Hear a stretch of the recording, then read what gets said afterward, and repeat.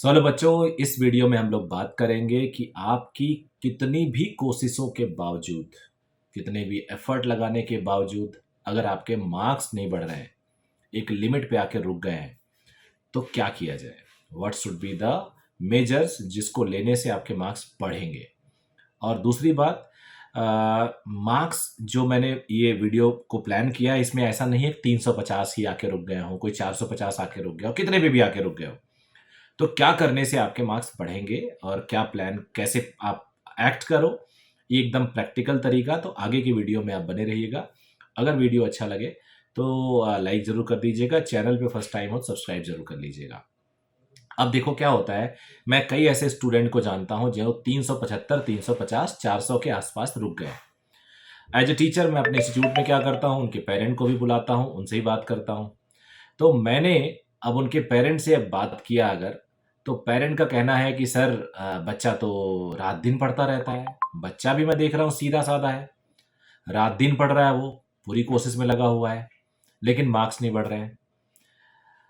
मैं उसको समझा रहा हूँ तो मुझे लग रहा है कि उसको बेसिक तो आता है, लेकिन हाँ, क्वेश्चन उससे नहीं हो रहे हैं, ठीक से नहीं रिस्पॉन्ड करता है, ये मुझे दिख रहा है। क्योंकि क्लास में मैं अगर उससे पूछता हूँ तो उसको ऐसा लग रहा है कि मुझे ऐसा लग रहा है कि वो क्वेश्चन को रिस्पॉन्ड नहीं कर पा रहा प्रॉपरली, जिस तरीके से होना चाहिए। तो अब जो प्रॉब्लम है मैं समझ रहा हूँ, लेकिन उसको अब इम्प्लीमेंट कैसे किया जाए। बच्चे को भी पता है कि यार पूरी ताकत लगा के पढ़ रहा है, लेकिन उससे फिजिक्स के क्वेश्चन होते नहीं, केमिस्ट्री भी नहीं होते, और बायोलॉजी में वो उतना नहीं आते जितना आना चाहिए। मेरा मानना है कि इस पूरे सिचुएशन को अगर मैं एनालाइज करूं तो मुझे बहुत क्लियर कट सॉल्यूशन दिखता है, लेकिन शायद उस बच्चे को नहीं दिखता, उस पेरेंट को नहीं दिखता। सॉल्यूशन ये है कि मैं जैसे कई वीडियो बना चुका हूं, अपने एक दिन डेली रूटीन को लिख लीजिए। आप पाएंगे कि आप most of the time biology पढ़ रहे होते हैं, जो टाइम बचता है उसमें फिजिक्स में कुछ कुछ भी पढ़ रहे होते हैं, सॉल्व एग्जाम्पल सॉल्व कर रहे होते हैं, या सीधे सीधे कुछ क्वेश्चन बैंक पीवाईक्यू लेके बैठ जाते हैं। कभी भी आप शायद थ्योरी नहीं पढ़ते।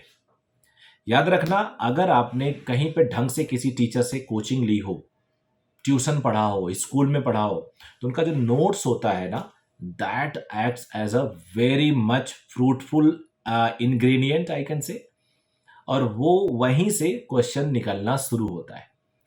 टीचर जब आपको पढ़ाता है तो एग्जैक्टली वही पढ़ाता है जिसकी रिक्वायरमेंट होती है। बुक में ऐसा नहीं दिया होता, बुक में तो सारी चीजें दी होती है जो होता है उस चैप्टर में। टीचर वो पढ़ाता है जिसकी रिक्वायरमेंट होती है। तो आप अगर मान लो, for example being a physics teacher बता सकता हूँ, फिजिक्स की तैयारी कर रहे हो, अगले टेस्ट में सपोज आपके अगले टेस्ट में आने वाला ऑसिलेशन एंड वेव्स, और आपकी क्लास में चल रहा है करेंटली, मैं एग्जैक्टली बता रहा हूँ अपने इंस्टीट्यूट का, ऑप्टिक्स चल रहा है, रे ऑप्टिक्स। तो अब आपको अगला टेस्ट देना ऑसिलेशन वेव्स, नंबर आपके ऑसिलेशन वेव्स से बढ़ेंगे अगर उसमें अच्छा पेपर होगा। लेकिन प्रेजेंटली चल रहा है आपका ऑप्टिक्स, रे ऑप्टिक्स सपोज करो, तो आपकी पढ़ाई का तरीका कैसा होना चाहिए बता देता हूँ। रोज रे ऑप्टिक्स जब यहाँ से पढ़ाया जाए और आप घर जाओ, तो रे ऑप्टिक्स पे आपको 45 मिनट, 30 मिनट से 45 मिनट खर्च करना है।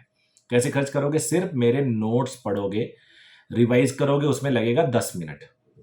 आधा घंटा सॉल्व एग्जाम्पल सॉल्व करोगे, डीपीपी के क्वेश्चन सॉल्व करोगे, या फिर और कोई क्वेश्चन जो होगा उसमें से इजी कैटेगरी वाले क्वेश्चन सॉल्व करोगे। ये हो गया, इसको आपने लॉक कर दिया प्रेजेंट स्टडी को, यानी रे ऑप्टिक्स को आपने लॉक कर दिया। जब भी रे ऑप्टिक्स का टेस्ट होगा, will be ready to revise, ready to perform better. अब आ जाते हैं जब आपका टेस्ट होने वाला ऑसिलेशन वेव्स में। ऑसिलेशन वेव्स के आप मेरे पुराने नोट्स निकाल लो। अगर मैं अपने बच्चों को बोल रहा हूँ, और जो बच्चे किसी और टीचर से पढ़ रहे थे वो टीचर का नोट्स निकाल लें। नोट्स सामने रखें, अपनी मॉड्यूल अगर आपके पास है, मॉड्यूल या किसी ऑथर की बुक है वो सामने रखें, और बगल में पीवाईक्यू रख लें।